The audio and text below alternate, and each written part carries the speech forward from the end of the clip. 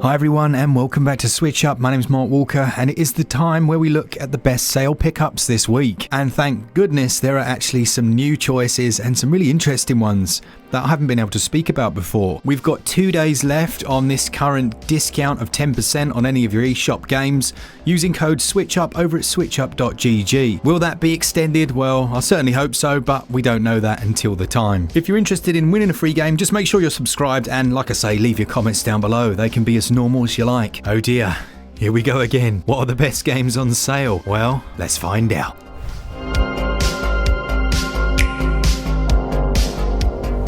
First up, for other Souls-like fans, you might want to check out Ashen. This one I believe is at its cheapest ever price. It's just £9.29, which is an absolute bargain for a game that's around about 25 to 30 hours long. It's a classic style Souls-like. It's got stamina-based combat, it's got dodging, it's got rolling, it's got invasions of your world, and it's also got a strange co-op invasion mechanic that I still haven't quite figured out. If you own this one already, then do pick up the DLC. That's currently only a couple of pounds and is well worth it. In fact, it adds quite a bit to the base game in terms of content, but if you're a glutton for punishment or you're looking for something that almost scratches that Elden Ring itch, then this might be a good option for you if you haven't already picked up Dark Souls on Switch. It's a mere 4.9 gigabyte download, but if you're interested in this one, you've only got a couple of days. It's on sale for the next 2 days.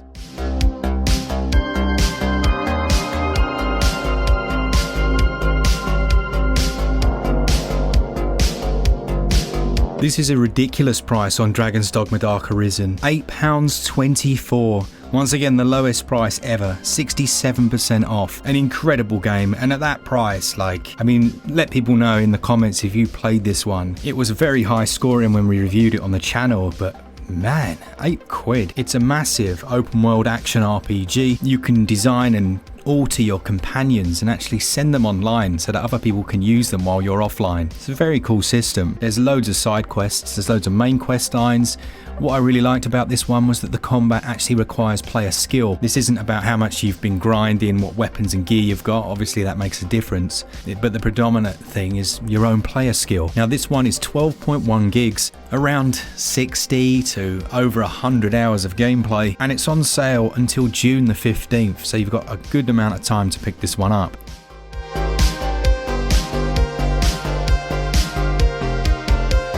Then in the US regions, you've got Cozy Grove on its lowest ever discount. This is for people that maybe enjoyed Animal Crossing, or maybe you were looking for something else. I know there's quite a few people that actually prefer in this one over Animal Crossing, and it has received some DLC as well as a free content update. It has a 40-hour long campaign, a mesmerizing hand-drawn art style. This is so stylized, isn't it? It looks great. And also the characters are brilliant. Now Spry Fox have continued to develop it. It's a very different game than when I first reviewed it, which is great. Although it was still good then, it's just improved. It's only 1.2 gigs, and yeah, it is a game that you'll be playing over several months, weeks, and potentially even years. But for pure content, around about 100 to 150 hours, I'd say, if you want to do absolutely everything. That's on sale until June the 2nd.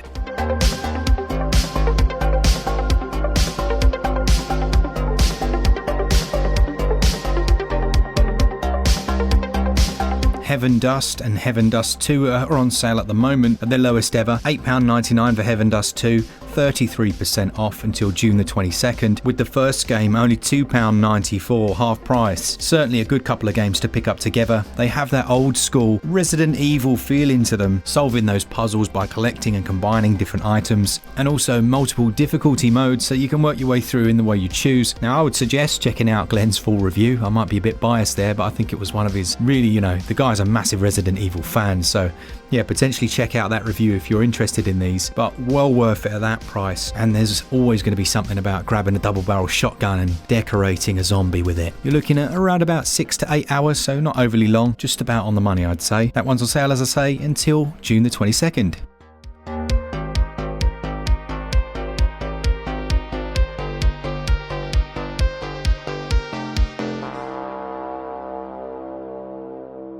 Now, the US has a big eShop sale on this one, but the UK has a big physical sale on it.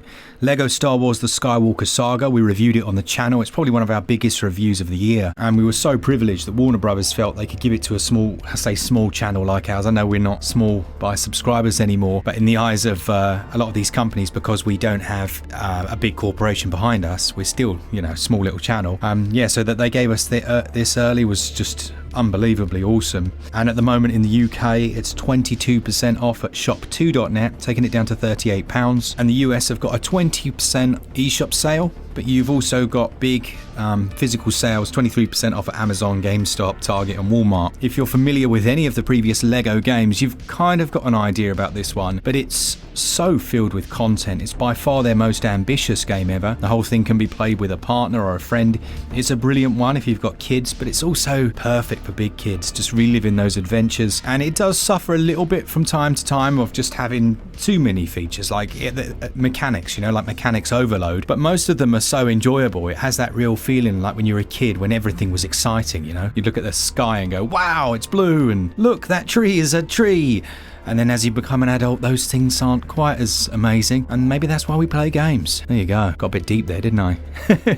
This one's 14 gigs and around about 25 to 40 hours at least, because there's a lot of post-game content, treasure hunting and things to look for.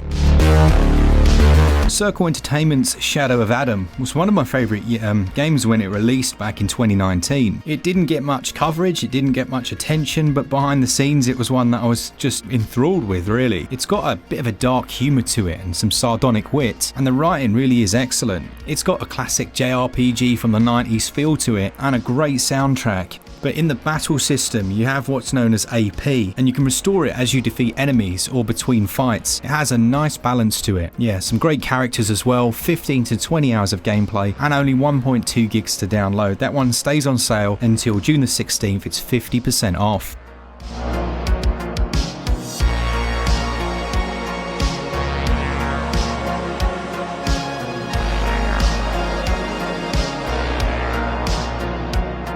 Alright, this is my wildcard / hidden gem pick of the week, and it's a game that most of you are going to turn off straight away, but I know my little hidden gem crowd, you guys and I like to find those games that are amazing, but they might not necessarily look the part.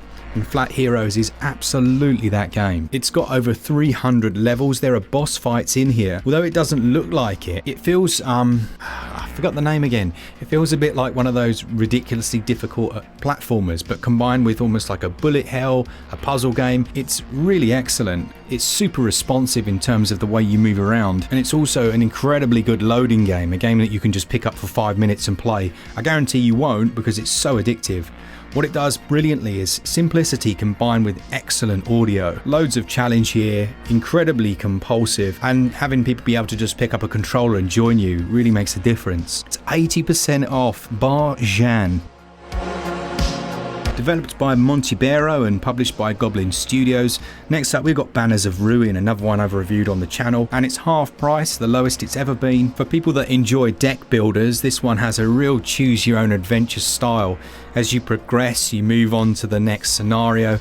It changes each time, and you have to react accordingly to what's presented to you. Sometimes it will be positive, sometimes a negative, and then you'll go into combat, which uses a front and back row system. We've seen it in some of the more modern, well not modern, some of the more recent games released, but you've got to work out what your front row are going to do and then switch to the back and move people forwards and backwards, trying to make them stay alive and avoid damage. Your cards require a certain amount of points to use, and you're given an indication as to whether the enemy are going to attack or defend. I love the system used here. We've seen it used in Roguebook, which was released quite recently. It works well because it removes a lot of the RNG that you can find in these games. I think we were chatting about Panzer Dragoon and how it's kind of unusual, I guess, that Sega are so happy to allow their games to be created by other studios. But this one, it launched in an okay state. It needed more content. It needed quite a bit of work. And in fairness, they've put so much time into it. And at the moment, at 90% off, that's ridiculous, isn't it?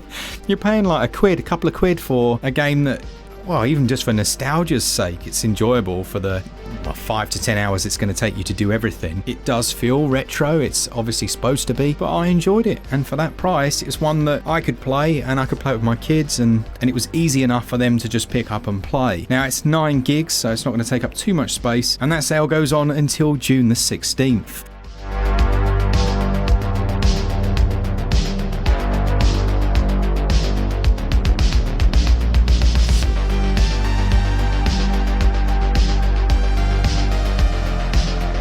Finally then, before we look at a couple of games you should definitely avoid, we've got Far Changing Tides. Now the first one, Far Lone Sails, was a lovely little game, so I was kind of excited about this one, and it certainly builds, in my opinion, on the original. It's really a lovely experience, except you're not moving through the desert, you're moving through an ocean this time around. The main protagonist is called Toe, and he wakes up to find that he's alone and stranded in a flooded world. Hey, this is basically Waterworld, isn't it? Except you're not playing as the main guy. Man, that film was underrated, wasn't it? I reckon they should like make a modern version of that. Don't put too much CGI in it though. We don't like that. This has got a great dynamic soundtrack, really intuitive puzzle-based gameplay that sees you moving from the helm of that vehicle, to then leave it and carry out different tasks. Lovely, super relaxing. When we finally make that relaxing games list, this is going to be definitely on there. Has a download size of 3 gigs, and it's only about 3 to 8 hours at a leisurely pace. That sale goes on until June the 7th. 11-Bit Studios have got loads of games on sale. Their games are all amazing. Things like Moonlighter, Children of Mortar, This War of Mine. Go check them out. It's well worth it. But now it is time to look at a game or two, I don't know, let's see how I feel, that you should avoid. Generally because they're so bad, but they might entice you. They might change their thumbnail like weekly so that so that we don't notice them or whatever. But yeah, some of these slip through the net. First up, and one that intrigued me, honestly, I'm not going to lie, when I saw it I thought, yeah, this is a bit of me. And it's Survive on Raft. I mean, I think that's basically as much of a review as you need. You have to survive on a raft. It does have a survival mode, obviously, but it also has a free mode that allows you to suddenly take off and fly through the air. It has crafting, it has throwing spears at sharks. Unfortunately, it doesn't have a soul. It's incredibly bland, very clunky, and it doesn't hit the spot. Does not hit the spot at all. There are loads of good games, good alternatives on Switch. Minecraft being top of the list. Games like Green Hell, The Long Dark, they're much better alternatives, so consider checking those out instead. But most like this, and a good alternative, would be Stranded Deep. I originally, when it first came out, slammed it because performance was terrible, but they've patched it up, in fairness, and it's better than it was. It's now playable. So if you see Stranded Deep on sale and you want a good survival game, consider that one. And that is it for this week. As I say, 10% off on any of these games using code SwitchUp over at switchup.gg, and just buying your eShop vouchers there. Thanks so much to all of you that enjoy the channel. I am going to go and have myself a nice beverage in the sunshine and enjoy the rest of Sunday before, well, the week starts again. Thanks so much. Leave your comments down below. I'll make sure I check through as many as I can. And from Glen and I, big thanks to our patrons. You guys support us every single month and we really appreciate it. For all things Switch, all the time, keep it Switch up. Cheers, guys. See ya!